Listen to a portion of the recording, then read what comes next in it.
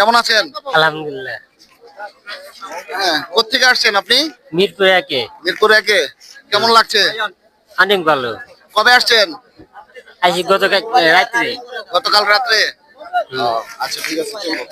আসসালামু আলাইকুম। ওয়ালাইকুম সালাম। ছাত্র দলের ভাইদের আসসালামু আলাইকুম। ওয়ালাইকুম আসসালাম। কোত্থেকে আসছেন আপনি? চাঁদপুর কচুয়া থানা থেকে। কবে আসছেন?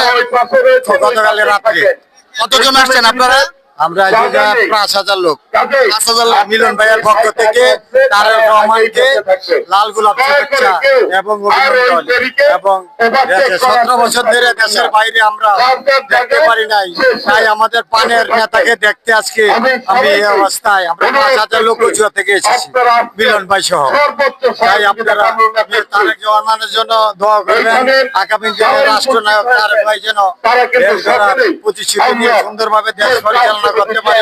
আমরা এই ঐক্যবদ্ধ হয়ে বাংলাদেশ জাতীয়তাবাদী দল ধানের শীষ মার্কায় ভোট দেবে এবং খালেদা জিয়ার জন্য দোয়া করবেন।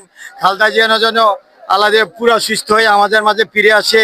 আমাদের মা, আমাদের বাংলাদেশে সাবেক তিনবারের প্রধানমন্ত্রী বেগম খালেদা জিয়া যেন আল্লাহ তাআলা সুস্থতা দান করে, এই জন্য আমরা দোয়া করি। তারেক রহমানের জন্য দোয়া করবেন আপনারা, যেন তারেক রহমানের সুস্থতা কামনা করি এবং আমাদের মাঝে সুন্দরভাবে যেন দেশ পরিচালনার কাজে সে নিয়োজিত হতে পারে এবং আমরা ভোট দিয়ে তারেক রহমানকে আগামী দিনের রাষ্ট্রনায়ক এবং প্রধানমন্ত্রী হিসেবে ঘোষণা করতে পারি, এই প্রত্যাশা করি আপনাদের কাছে।